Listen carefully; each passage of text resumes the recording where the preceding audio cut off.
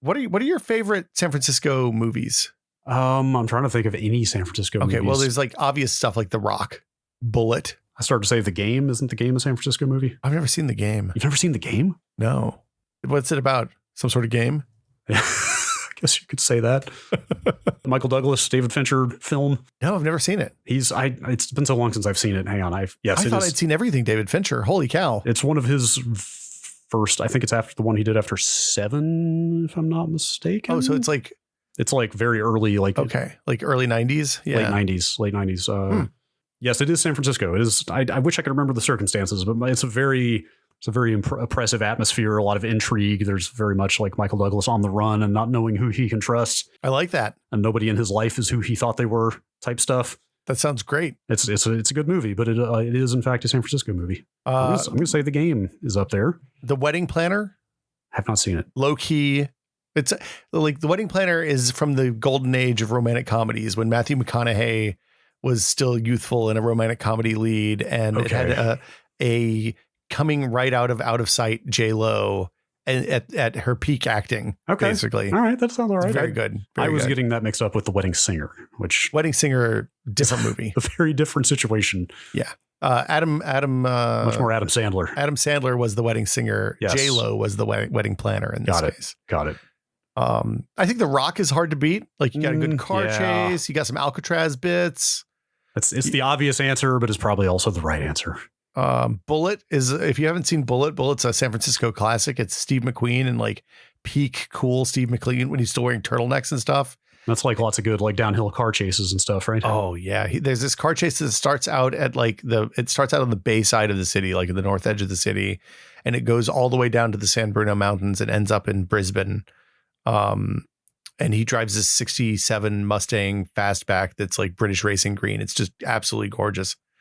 Kills a bunch of people. He's a bad cop or bad PI. I can't remember which one. Let's see what else. He got like I feel like there's some more.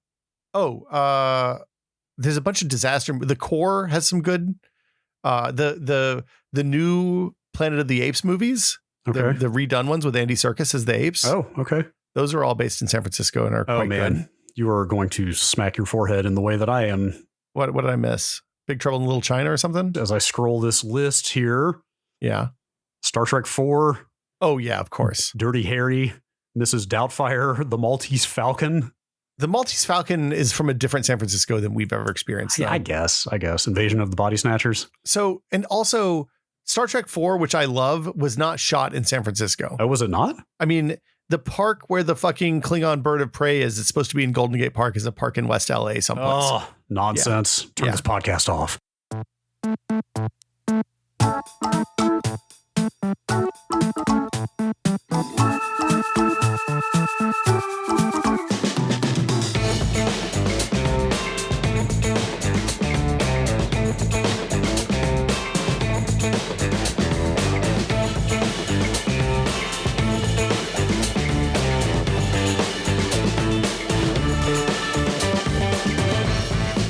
Welcome to Brad and Will Made a Tech Pod. I'm Will. I'm Brad. Hello. Hey, Brad. How you doing? I'm doing well. I'm excited for this podcast, which is is it fair to call it a rewatch podcast? I watched. I did not rewatch. We're just going to talk about sneakers. Yeah, we're going to talk about sneakers. These go back and watch a techie movie from the past and talk about it. Episodes are quickly becoming some of my favorites. Well, I watched sneakers in the movie theater in 1992, probably on a date when it came out. I don't know that I can endorse this as a, well, it depends on. It was a good date. It was I don't remember any downsides. Depends on who you're taking. I mean, look, the kind of person who would date me in 1992 was going to be into sneakers. That's fair. Okay. That's a good point. But like, I wasn't super computery in 1992. Like it was right on the beginning edge of me discovering computers. And like, I hadn't had any experience with modems or, even BBSs or anything at that point. So, it was an eye-opening experience, and it was almost like watching a science fiction movie for me. Really? Yeah, because like at the time, I didn't know which of the things in this were real and which ones weren't. That's interesting because it's, in retrospect, it's all so quaint. Well, I mean, I think it's aged incredibly well. You think so? So like, okay, so 15 minutes into this movie, I literally opened up the document that we used to share notes for episodes and was like, holy shit, this is a good movie. I had not remembered how tense and how well just generally, I remembered it being fun in a genre way. I did not realize that it is also an incredibly well-made movie. Yeah. And fairly prescient in a couple of ways that we'll get to, I think. Well, yeah, like its understanding of post-Cold War politics were way far ahead of where any of like I think most people were in 1992 and governmental abuses of power and things like that. But we'll get to that. 10 years early on that, it turns out. Yeah, but it's the movie has, and we're just going to assume anybody listening to this has already watched it and knows what we're talking about. But yeah, we're not going to worry about spoiling a 30-year-old movie. It's got such an interesting tone to it because, like you said, in the middle for a while, it gets very taut and thriller-ish. But on either end of that, especially early on, like it's got this weird, whimsical, lighthearted vibe to it. Well,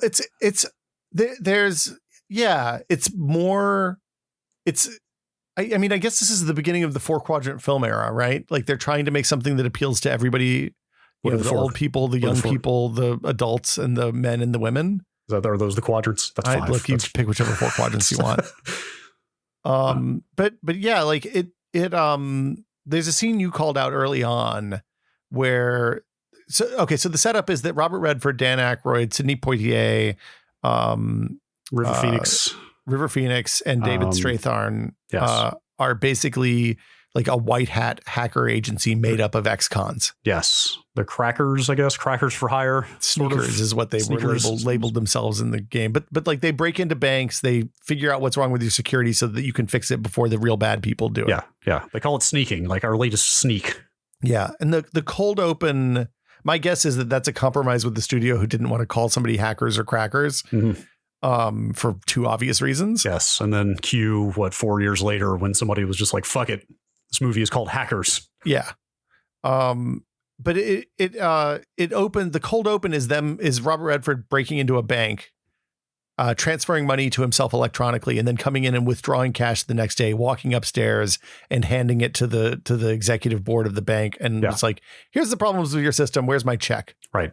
Oh, so this is before the quick kind of flashback origin story, which is him and his friend Cosmo in I guess a university. They seem to have broken. It's supposed to be like a computer think tank type university. Like what was it? That was supposed to.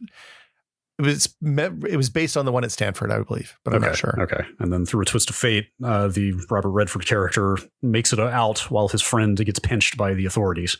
Hey, fun fact: the exterior facades of that university were the clock tower from Back to the Future. Oh, wow! No kidding.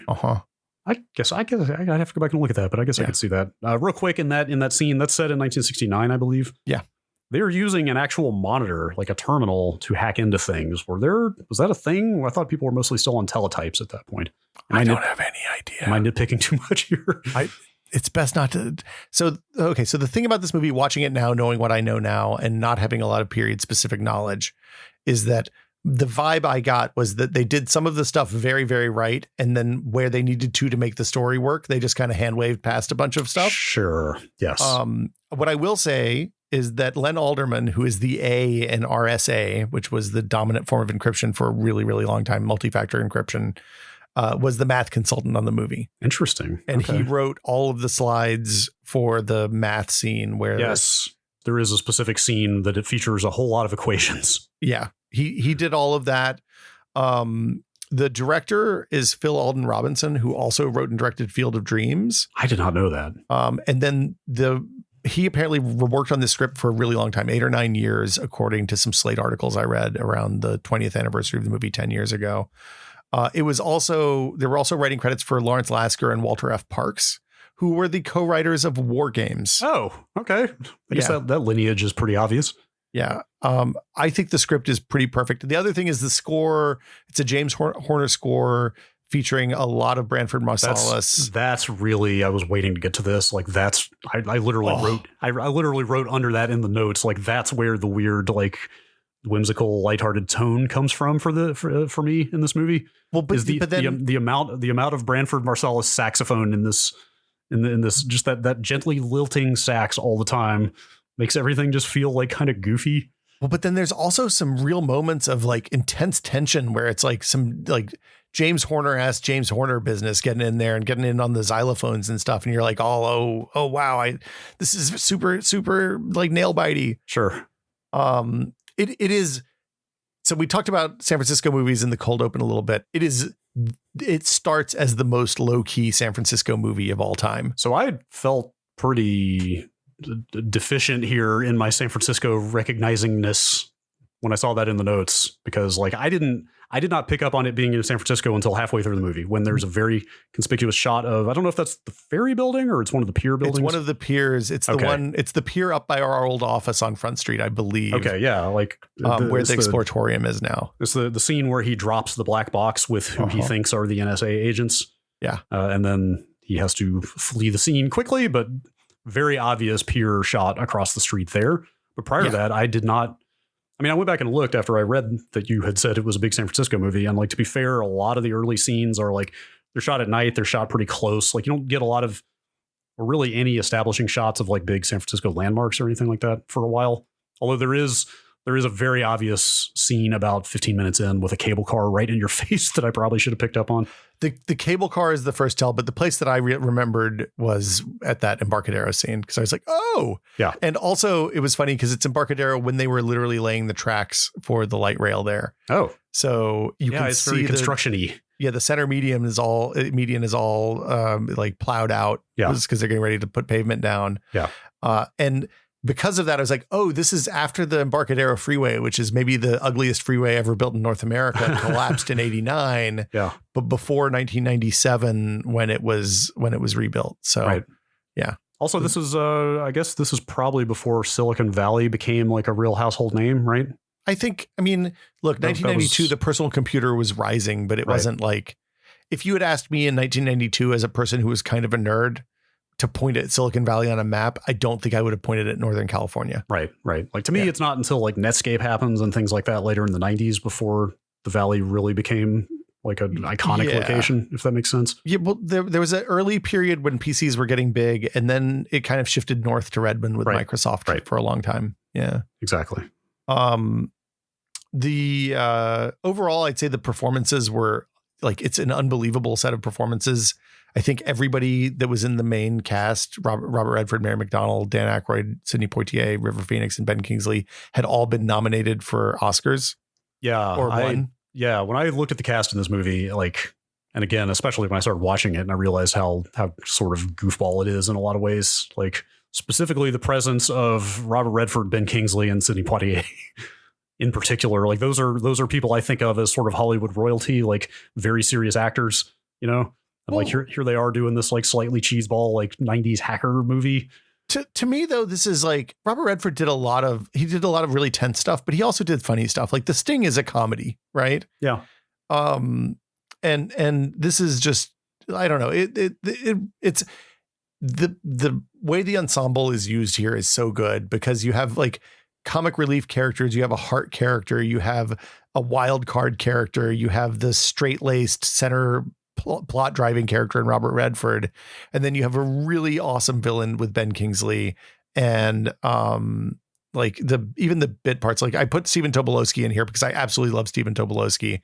You may remember him from Groundhog Day. He's Ned the Head, Needle-Nose Ned. Okay. He's like nerdy guy bit part in so many like late 80s, early 90s movies. Like I knew I recognized him when he's the one that Mary McDonnell takes on the fake date to try to get his voice print later in the movie. Yeah, he's the patsy. I knew I recognized him, but I couldn't figure out why. And I guess that is the very definition of a character actor. Yeah, he is the epitome of nerdy, dweeby, kind of nebbishy guy. Yeah.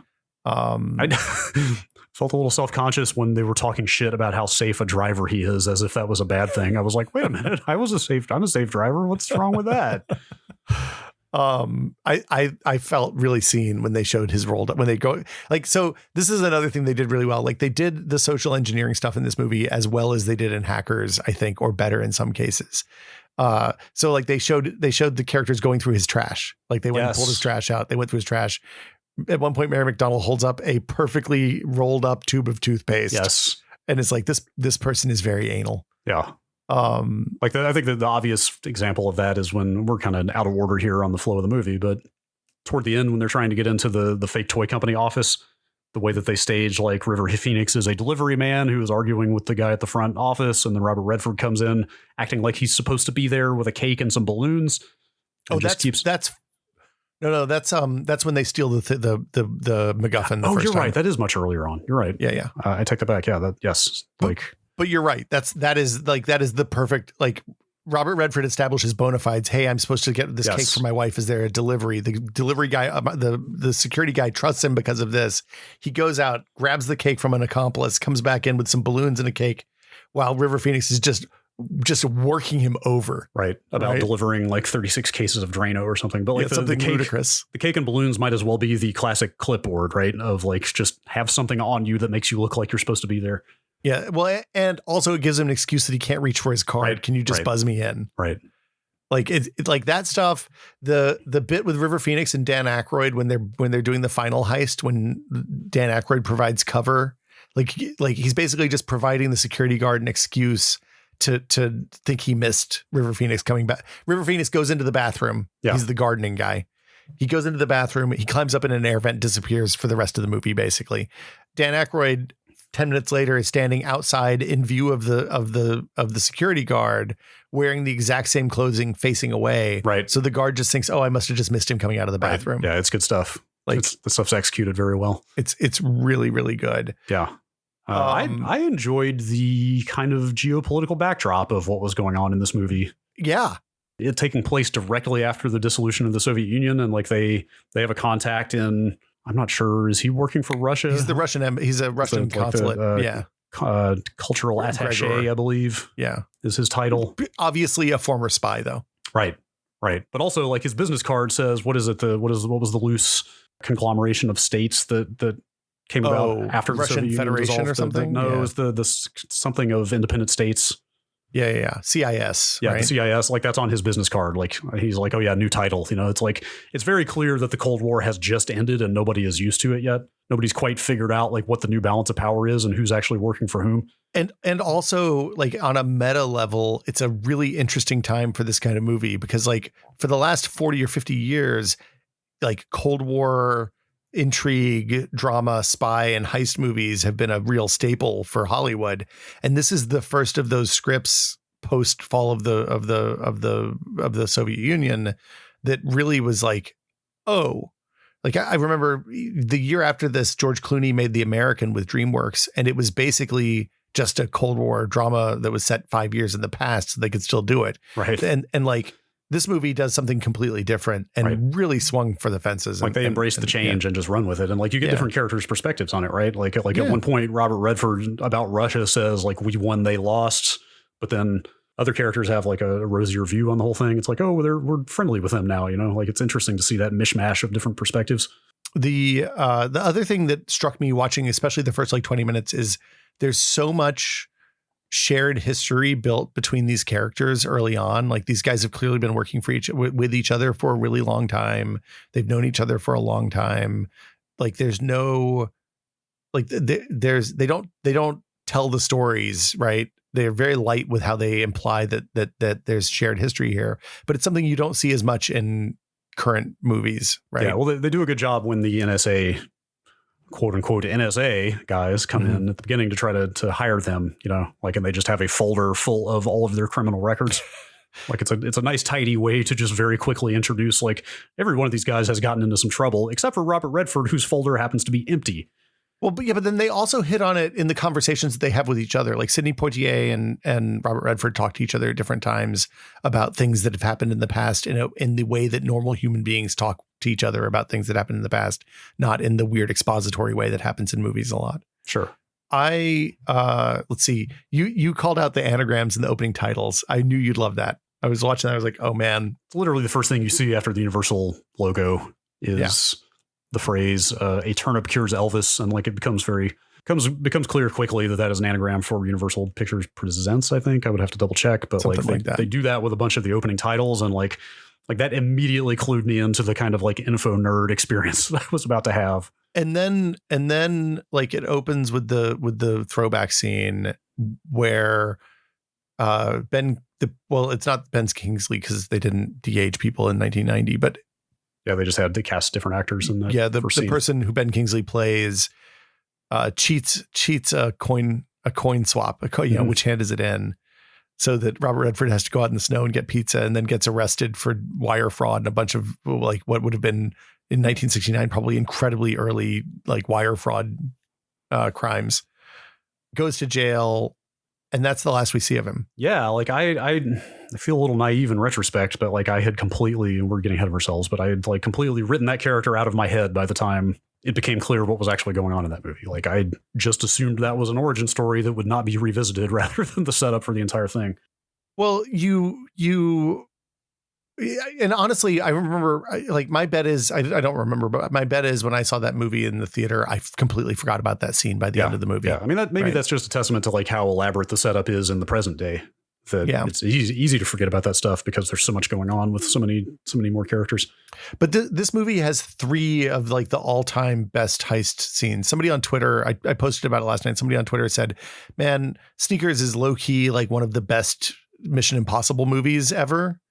Because it's got very much the same vibe, but like instead of like with Mission Impossible, where they have like all the resources of the greatest spy agencies in the world, these guys are just hacking some shit together with stuff that they pulled out of the dumpster and there's some whatever. There's some fun, clever, scrappy stuff in there, like getting a safe deposit box at the bank and putting what I assume is like a smoke bomb in there to set off the fire alarm. Yeah, I love. So we have a list of scenes that we liked. The social engineering stuff is all good. Yeah. All the break-in stuff is fun in kind of especially later on, which we'll get to, but it's kind of a Rube Goldberg way almost. Yeah. Like a good heist movie is always a Rube Goldberg machine, right? Yeah. It's like, hey, this guy has to be in this place at this time. And then the format is the first one goes right. The second one goes right. The third one fails in a hilarious and amazing or amazing or incredible way. Right. Sure. That scene you called this out, I think, where in the opening one, Robert Redford, like River Phoenix jumps over the counter, breaking into the bank. Robert Redford tries to jump over it. He whiffs that jump and like, they just play it off so casually because like he goes down hard. Like, oh yeah, he literally like somersaults in the air and like, it looks like he might as well land on his head. Like I guarantee you I didn't clock that when I was watching this when I was 19 years old or 17 years old. But like, man, I'm close to Robert Redford's age when he was making this movie now, and that fall would have fucking hurt. I think that's why I laugh so hard at it, is because I am getting older and understand physical infirmity to some degree now. But like, because he's very grumpy about it. Like when he's picking himself off the ground, like he's just like, I'm too old for this shit. Yeah. It's very, I don't even know how comical they intended for that shot to be, but it's very funny to me. Well, but there's a really lovely pace to the whole thing where just when when you think you can't take the tension anymore, Dan Aykroyd gets some crazy conspiracy theory line to piss off Sidney Poitier. And like the whole thing kind of has a humanity to it that's really lovely. I started to say that Dan Aykroyd really got typecast as a conspiracy theorist, didn't he? Except that he really is just that person. So maybe it's to be expected. So one of the articles I read said that River Phoenix took this article because he had just took this movie because he had just come off of My Own Private Idaho, which was intense and awful and like left him in a bad headspace. So he wanted an easy paycheck. And that's why he played the light comedy role, which I'm really bummed we didn't get more River Phoenix light comedy roles. Sure. But also Dan Aykroyd playing this conspiracy nut super straight is so good. Yeah. Well, especially I think the reason it really works is because he is working with a career CIA agent. Well, yeah. Like that's really what it is. And like Sidney Poitier, like clearly, I don't want to say he has no respect for all of his coworkers, but he clearly is like highly irritated by them most of the time. He doesn't have time for their shit in a way that like, yeah, like he just like, yeah, like the friction between the guy like coming up with bizarre conspiracies about the government and the guy who has actually carried out conspiracies on behalf of the government is like, presumably, yeah, is pretty delicious. Well, like, I guess we could just get into it now. Like we alluded to this a little bit, but like the movie has got like pretty grounded views on government abuses of power. And like there's that scene about the 3-letter alphabet soup agencies. Yeah. Where it's like, It's like the NSA is hiring them to do work for them. And they're like, why don't you just do this yourself? And they're like, no, we can't do that. We have to go through congressional approval. Only the FBI gets to do that.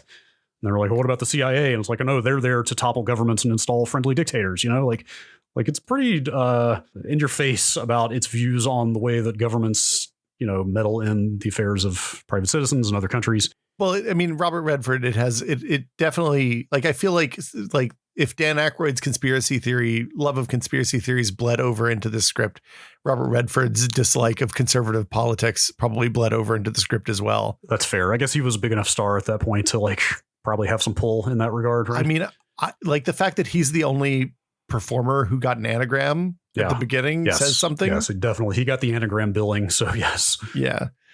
I was going to say the scene in Cosmo's office, that's something I hadn't noticed before, but there's a Cray YMP in his office, which at the time was one of the fastest computers in the world. Interesting. I did not recognize that. So let's back up and lead up to that office scene.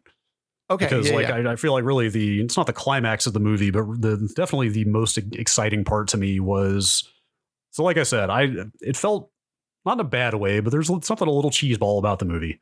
Oh, no. Yeah, always. Yeah. Again, that saxophone is a big part of it for me.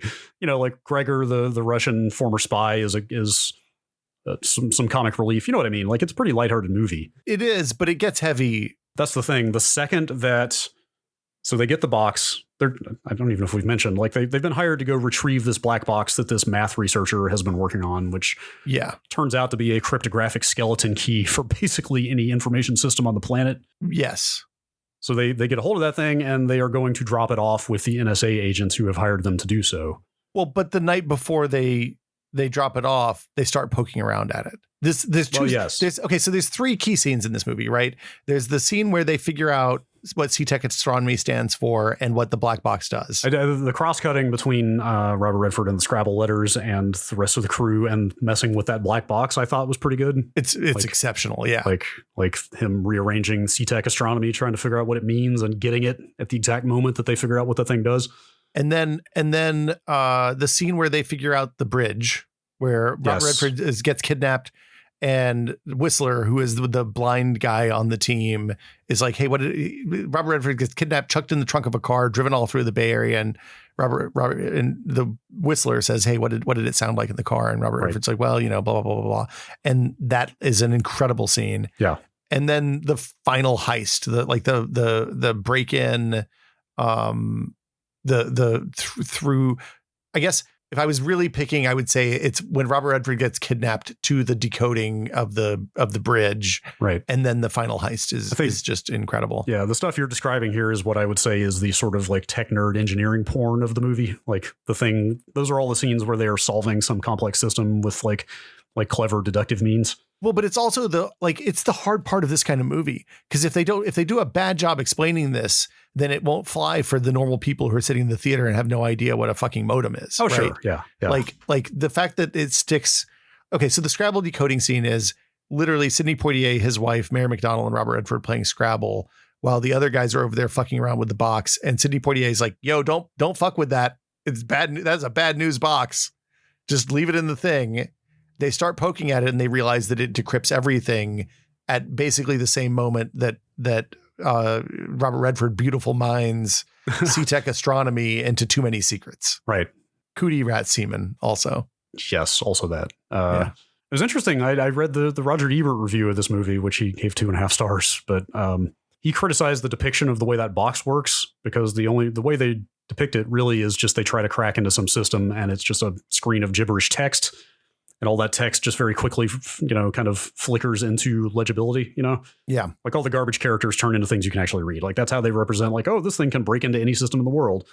But like, that seems like a pretty effective way to communicate that concept to people, especially in the early 90s, let alone now, that would have had like basically no idea what cryptography and encryption actually were.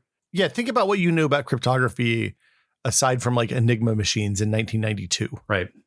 So like just kind of showing gibberish text turning into real text, I feel like is probably a good visual shorthand for demonstrating what that box does. Although that scene gets pretty dark because like, what is it that they basically, they're like, okay, we got to make sure we know what this thing does. We got to put it to the test. What are some truly unbreachable systems? And what do? They start with the Federal Reserve. Federal Reserve. They hit the power grid, and then they go to air traffic control. And like by the time Whistler is just like very blithely going like, hey, you want to crash a couple of commercial airliners? I'm like, dude, this is getting dark. Well, and like there's a real tension in the room at that moment.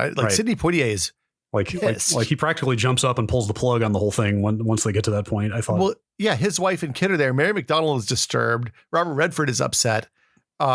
But also they know he's joking, right? Like it's clear that it's just dark nerd humor in this case. So I was going to say the moment the tension really kicks off for me is the newspaper scene when they're doing the dead drop. But like you actually rolling back to the night before is good, because that once they realize what that thing does is when they actually realize what the stakes are, because that's when former CIA agent guy is like, there is not a government on Earth. Like, yeah, but I mean, like he knows because he's been there. Like he's seen what governments do, right? Like he says, like, there's not a government on Earth that would not kill all of us to get their hands on this thing. Like that's the moment everything turns very serious, and all of a sudden they won't let what is Liz, Mary McDonnell. Liz, like they won't let Liz go home. Like they very like physically block her from leaving at that point, because they're like, nobody leaves now. Like this is too serious. Like, well, and also she was the only one who knew Robert Redford's secret, right? Which the bad men knew. Yes. Now we obviously know later on that she didn't tell the secret because of how the NSA found out. Right. I'm air quoting NSA here. Yeah. But anyway, like, so yeah, cut to the next day when they go to drop the box off with the NSA agents, and as he is sitting at the cafe table with them, and then Sidney Poitier looks down and sees that newspaper article, which that even felt like a quaint little almost anachronism to me, because like in the modern information age, like there's no way the guy who you were investigating and whose office you just broke into could be murdered in like a weird suspected arson situation, and you go most of the day without even hearing about it until you just look down at a newspaper, right? Like that would have been all over your phone. Probably, yeah. Somebody would have told you. There's no way they would have gotten into a tight spot before they found out that they had been double crossed. Wow. The way that information travels these days, but that was like in the early 90s, that still made sense. But like the fact that he had a car phone and like he figured out a way to get him out. Like I assume that the NSA/mob guy was arming a bomb in the money suitcase, right? Sure. To blow them up or whatever. Right. But that was the moment. It like you said, the night before was some good ratcheting up of the tension, but that was the moment when he looked down and saw that the mathematician had been murdered, that I was like, oh man, this is popping off. Like, oh yeah, I am leaning forward in my seat now because I want to know where the hell this is going. And then it just turns into like, not exactly car chases, but it's tense car situations with like, there's fake government agents on top of fake government agents, and like, who can you trust? And like, then they just shoot the Russian attaché in the face. Like, it ramps up fast. The Russian attaché saying, hey, do you want asylum? I can give you asylum. Why did he not take it? I was sitting there like yelling at the TV. I was like, dude, just say yes. He's offering you asylum. What are you doing? Well, it wouldn't have made any difference. I guess not. Well, so at the time, you thought those were real FBI agents outside. Yeah. Like you didn't know for sure that those were actually just more bad guys. Yeah, but well, I mean, it's like James Cameron says, sometimes the plot demands that they make the bad choice. Yes, sure. So it would have been a real short movie if he got asylum and then went to the embassy and yada yada. You're right. So that scene, they kill the Russian attaché. They kidnap Robert Redford, chuck him in the trunk. He drives around. He finds out that his long lost friend who went to jail and died in jail actually didn't die in jail. Yes. And is basically the CFO for the mob. That's what it is. That's why I had written Cosmo out of the movie in my head, was because he says flat out that he died in prison. Yeah. It is 100% clear that he died in prison. And I assume that was just some legitimate character building on the part of Bishop, right? The Robert Redford character. Like I assume that was just legitimate part of his backstory, that he felt guilt about his friend getting jailed and then dying, and that he had to go on the run and have no past, right? As leave his previous life behind. Yeah, but after they rough him up, and also, by the way, that Buddy Wallace guy, one of the fake NSA agents, is a real complete asshole. Like that guy was very good at being loathsome. Like I hated that character. Oh, he's super good. He's one of like on the Character Actor Hall of Fame. Like that's the other thing is the character actors in this movie are super good too. Yeah. He has played the heavy in so many movies. Like you just see his face and you're like, oh man, he's going to be a real dick. Both of those guys had me going. Like I had no clue until the reveal that they were not actually NSA. But when they flip the switch, man, they get really insidious. Oh, for sure. It's very sinister. But also when they put the whole thing together where like, oh, that building you met with them in was actually vacated by the government a month before and like is scheduled for demolition. Yeah. They literally set up in an abandoned government office long enough to have a meeting to sell him on the fact that they were government. The homeless guy saying, "They're taking away my home, man." And when he first walks up into that building, and then 3 days later they come back, the building's gone. Yeah. It's incredible. Some good intrigue there. But anyway, all that leads up to that scene in the office with Cosmo, where it revealed that in fact his friend did not die in jail and is actually the villain of the whole movie. But also, like, has taken the full on capitalism is bad. We've got to just burn the whole system down. What if there was no money? Right. It's straight up Fight Club business at this point, right? It did remind me of that stuff in Fight Club, but also again, like it seems like hand in hand with the movie's view on the way governments use and abuse power and stuff like that. I mean, there's a strong message. I don't know that I necessarily agree with all of the message, but there's definitely some of the message that is entirely accurate about, money being the thing that exists to keep the people in power and yada yada. Yeah. That Cray, before we move on from the office. Yeah. The Cray YMP, this big ass supercomputer from like 1992. Is that what was in that little kind of what looked like an air conditioned room they step into to talk frankly? Yeah, so they went in there because those things were loud as hell and you wouldn't be able to bug the room. Right. Presumably.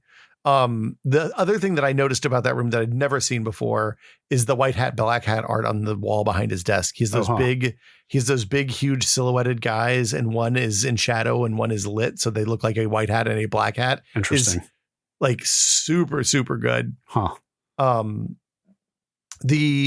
So that you go there, he ends up back at the office. There's another one of the great scenes in this movie when Whistler sets up a like multi-stage call so they can call the NSA and see if they can make a deal. Yeah. Right. Like, hey, is the federal government going to bail us out of this problem that we're in if we turn over everything we know?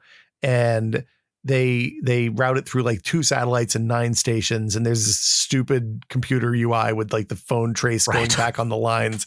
And they're using basically an improvised over the phone lie detector.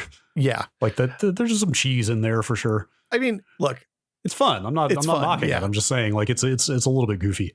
The call though, I wondered if you would get that it was James Earl Jones. I didn't. Somehow I did not hear it. So Abbott, the guy that they call at the NSA, and they have to like drop the code name for the project C-Tech Astronomy, which is what the mathematician who's dead at this point had called it. He picks up the phone and immediately I'm like, oh shit, James Earl Jones, I forgot he's in this. And they have this conversation about whether they can protect them. And James Earl Jones is like, yes, we can protect you. And the lie detector flips out. And it's just like it's such a good moment in that movie because you're like, oh man, they are totally on their own. They're all the way ass out here. They have to figure this out or they're done, right? They're all going to end up dead at the end of this movie. And I think that's why I didn't pick up on who it was on the other end of the phone was because I was just, it's a very quick, tense scene, because you're watching the call get traced as it's happening and the whole thing lasts like 30 seconds, right? And he only has maybe like 5 short lines in 4 or 5 lines, phone conversation. So we'll get back to that, but in retrospect, I'm glad I didn't figure out who that was because it made a scene at the end much more fun, but we'll get to that. Well, so then it transitions into them reverse engineering the path that he was kidnapped in the trunk of the car. Yeah. And that is, to me, the epitome of this movie. That scene with Whistler sitting there with the synth, making the car sounds, making the sounds of the concrete seams on the bridge, saying, how many bridges are there? Was there a foghorn? Did you go through a tunnel? Did you hear this? Did you hear that? And did it sound like this or did it sound like this? And them getting to the point that they could figure out all the way through to, and then it sounded like I was driving through a cocktail party and Whistler is just like, oh, I know what that is. It's like, it's kind of the magical blind guy as a trope, but also it works. Yeah. I don't know. I found that to be like absolutely spectacular. Like they get out to the reservoir, they see the geese. They're like, oh yeah, okay, that does sound like a cocktail party. Yeah, that's what I meant about it being kind of engineering porn. Like it's watching a complex problem be solved very effectively and in really clever ways. But yeah, so that, and then the whole heist at the end is very good. I loved the whole thing of like, God, I mean, how many parts are there to it? Like you said, they went through his trash. Like she had to take him out to get his voice print. And his wallet. She had to steal his ID card so Robert Redford had it. Right. And his ID card. They had to break in and set the office to body temperature, 98.6. Yep. Also, there was some, I don't even know if it was intentional, but some like good physical comedy in Robert Redford only being able to move, what was it? 2 inches per second. 2 inches per second. Like he is literally having to walk in slow motion through this office for like 10 minutes. So I will tell you, after I saw this movie, I tried to learn how to do that every time I saw an IR motion sensor to see if I could move slow enough to not trigger it. Didn't work. Does it work theoretically? So some folks on Twitter said, hey, they actually learned how to do it. So it's possible I was just moving too fast. I wonder if I would assume modern motion detectors have defeated that at this point. Probably different mechanisms. Yeah. Yeah. But yeah, like that whole, I mean, again, that was another engineering situation of just like, oh, we have to do this, and this, and do them all perfectly. Yeah. Which was fun. So the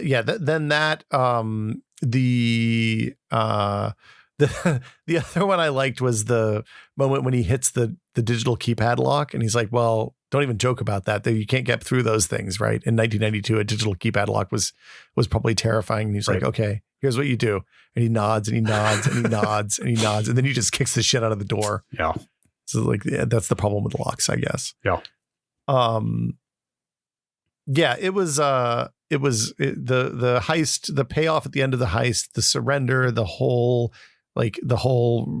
forcing his friend to shoot him, giving up the MacGuffin that wasn't the MacGuffin, getting the thing, getting away. The moment that I'd completely forgotten about that made me so happy is when Whistler, the blind guy, ends up having to drive the truck to do the pickup and rescue the 3 people that are in the building. And Robert Redford is talking him through it from the roof of this building, and he's just bombing through the parking lot in this huge ass panel van. Yeah. It's very good. It's very good. Yeah. That part made me pretty nervous, honestly. Oh, it's terrifying. But like, there's such joy to it. Like, it's such a nice payoff. Like, the thing that makes the script so good for me is that all the characters get the payoff, right? Yes. Like they all have some sort of catharsis, and his is that he gets to drive the fucking car. Yeah. Well, he doesn't seem thrilled about it, but he does get to drive. Well, he doesn't seem thrilled about it, but then he does seem excited about it. Midway through, he's like, I'm driving. Yeah. Yeah. Actually, by the same token, the F-bomb that they give to Sidney Poitier, I thought was deployed very strategically against the overtly racist, the shitty guard. Racist guy. Yeah. But is that why the movie's PG-13? So they added cursing to the movie so it wouldn't be rated G. Really? Like, they intentionally added cursing so that they wouldn't be looked at as a kid's movie because of the title. But the title. I didn't think about that. But I looked at the rating and I was like, this movie is like relatively benign, except for that F-bomb, which has made me wonder if that's what pushed it into PG-13. There's a little bit when they're spying on the mathematician and his girlfriend. There's a little bit of like sexy bits, some innuendo there. Yeah. And stuff. But yeah, the Slate piece on this in the 20th anniversary said that they explicitly shitted it up a little bit. Interesting. Bad language so that they would get a higher rating. Huh. Wow. The other thing, when he uses the Ronco pocket fisherman, that little collapsible fishing pole to lower the sensor down into the office at the end of the big heist. I had one of those when I was a kid. Oh, wow. I didn't pick up on what that was. I would never in a million years want to trust my life to that thing being reliable. Sure. It's a phenomenal movie. I thoroughly enjoyed getting to go back and watch it again. I enjoyed it quite a bit. And yeah, the James Earl Jones reveal at the end when he's actually there was way better because I did not pick up on the voice earlier. Like, what a baller move to finish this kind of movie without like some big action sequence or something like that, but just like 9 people talking in an office. Yeah, I was a little mixed on that. Maybe because I had the expectation that it would end in some bombastic way or something. But yeah, like the last 10 minutes of the movie is just them sort of hanging out and goofing, like working out the loose ends, right? Right, kind of, yeah. But I got very excited when James Earl Jones showed up. When James Earl Jones shows up, like there's the creepy scene with River Phoenix and the NSA agent. That's unfortunate, where he's like, all I want is this girl's phone number that he's literally just met and hasn't spoken a single word to. Right. They gave a real phone number for whatever reason. Really? It's not a 555 one. Huh. Oops. Yeah. The bit where everybody like asks for their heart's desire from the US government is kind of sweet. Yeah, it was pretty good. Dan Aykroyd's just like, I want a Winnebago, man. I feel like that's what Dan Aykroyd probably asked for from the movie production too. Sure. Being able to jerk the government agent, the secret agent guy around a little bit is some good wish fulfillment. Yeah, like mildly irate James Earl Jones is pretty good. James Earl Jones. Yeah, for sure. Turns out. Yeah. But yeah, like did you find, like, what did you think coming into this for the first time? Where did you end up? Did you enjoy? Did you find it met your expectations? Were you overwhelmed, underwhelmed? I liked it. It was like Hackers, but to a much lesser degree. It was less kind of serious than I expected. Kind of. That cheese factor that I mentioned, and again, it's not a bad thing. It's just there's a little bit of a difference in tone between what I expected and what I got. And I wonder if some of that is just like kind of where mainstream 90s filmmaking was at the time. It was a weird time for movies, as I recall. Yeah. This was the year Batman Returns came out, I think. Okay. Which was a real hammy. Yes, that does put things in a little perspective, I guess. Yeah. The big thing it got, though, that I felt was very prescient was talking about, I think it was back to that scene where they were talking about, like, why doesn't the NSA just do this? Oh, that's the FBI's job. We can't do that. Like, and they specifically say in that scene early on that, like, oh, the NSA is for surveilling foreign targets. The FBI is for, domestic enforcement and stuff like that. And then at the end of the movie, when the NSA gets their hands on that box and they're like, wait a minute, we already figured out that this thing isn't really effective on Russian codes or really anybody else's codes but ours. What the hell are you planning to do with this thing? And it's left unsaid, but it's like, it's kind of exactly how it went, right?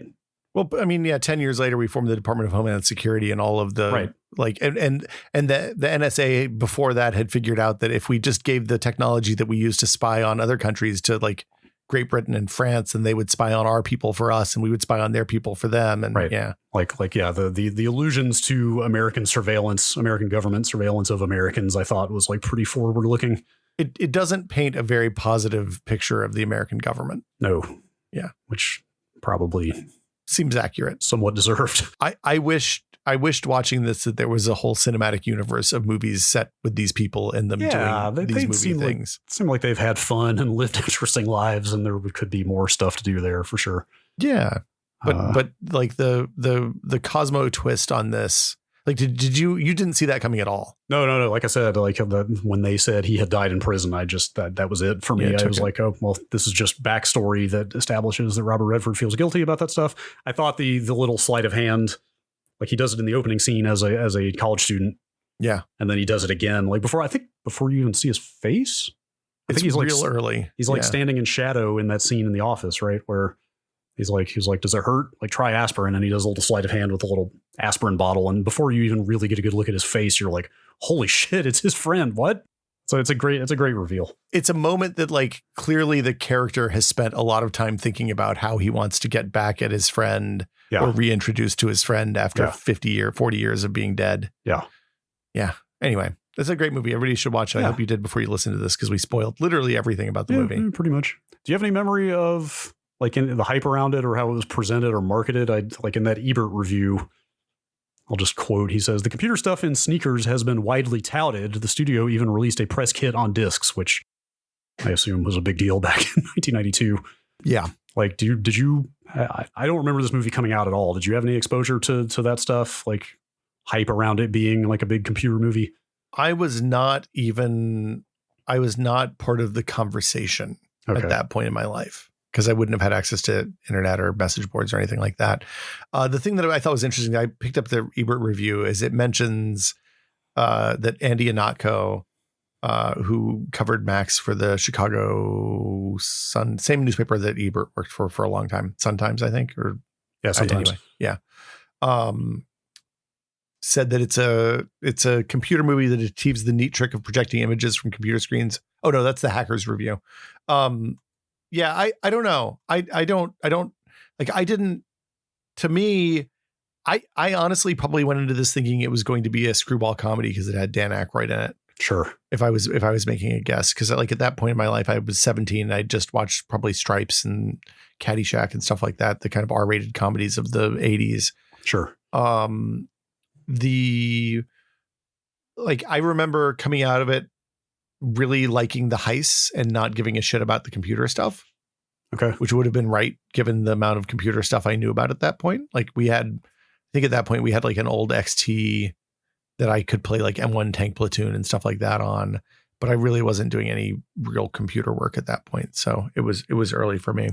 It's a fun one to go back to for not just techie reasons, but also like the geopolitical stuff. There's a lot of meat in there to sink your teeth into, even in retrospect. watching it now, that's the thing that stands out to me more than anything else is how what a early post Cold War geopolitical thriller kind of looked like. Yeah. That didn't rely on like lost, like the American was about lost, or not the American, the Peacemaker was about lost nukes. I referenced the American earlier. I definitely meant the Peacemaker, the George Clooney, Nicole Kidman thing. Yeah. And it's about like the Russians losing nukes, and then it's about two people chasing down the nukes and the nuke experts and all that stuff. Right. And we've seen a bazillion of those movies. There have been like Mission Impossibles and James Bonds and all of that stuff. I haven't seen a movie that was about like taking down capitalism quite like this before. Yeah, or particularly this early, because like this movie really gets it right. Like they saw it coming, and like the Ben Kingsley character says it's a little on the nose, but he like quite literally exposits like it's not about who has the money or who controls the weapons or the oil anymore. It's about who controls the information. And like it's like that's, again, a little on the nose, but 100% right. Well, in 1992, that was a revolutionary thought. That's what I mean. Like they called it pretty early. Well, and they did I feel like they did a good enough job with most of the stuff that was in the movie that it has held up really well. Yeah. I think that's a good place to wrap it up. As always, thank you to our patrons who support the show. Thank you, patrons. Thank you. Thank you. This is, as always, 100% listener supported show. Brad and Will Made a Tech Pod would not exist without the generosity of our listeners. And if you would like to find out more about that, you can go to patreon.com/techpod. Again, it's patreon.com/techpod, where you can find out more. We have a question and answer episode coming up. So if you'd like to send some questions in, you can post them. If you're a Patreon patron, you can post them in the question seeking answers channel in the Discord, or you can email them to techpod@content.town and we'll answer them there. But as always, thank you to all of our patrons. I really enjoyed this morning when we recorded this. It's going to be old, but one of our patrons was posting pictures and video from a cooking class they were taking this morning. And it just looked really fun. I would love to go to a cooking class. I haven't done that in a really long time. Sounds like a fun relic of the before times. I would like to reclaim one of these days. Yeah, maybe go learn how to make pasta or something. Yeah, or just go be in a room with people and do stuff. Yeah. Well, I got my booster. Oh yeah, I'm boosted. Oh yeah, my daughter got her second shot. I'm boosted 2 weeks. By the time people hear this, I'll be good to go. Yes, you'll have incubated. Yeah. But as always, thank you to our executive producer tier patrons, including #BunnyCrimes, Andrew Slosky, Paddle Creek Games, makers of Fractured Veil, David Allen, Jacob Chappell, James Kamek, Joel Krauska, and Twinkle Twinkie. Thank you all so much. We really appreciate it. Absolutely. And I guess you're, even as we speak, on your way back from your voyages afar. Yes, something like that. Or maybe I'm still out there. Maybe you're still out there. We'll know. Figured this out. We pre-recorded some stuff. Yeah, if something really big happened in the last 2 weeks, we recorded before Brad left, so we'll get to it when he's back, I guess. Yes. If Apple bought Microsoft or anything, and we posted an episode about sneakers, whoops, then you know why. Yeah, sorry about that. But thank you all so much for listening and supporting the show. We really appreciate it, and we will see you next week.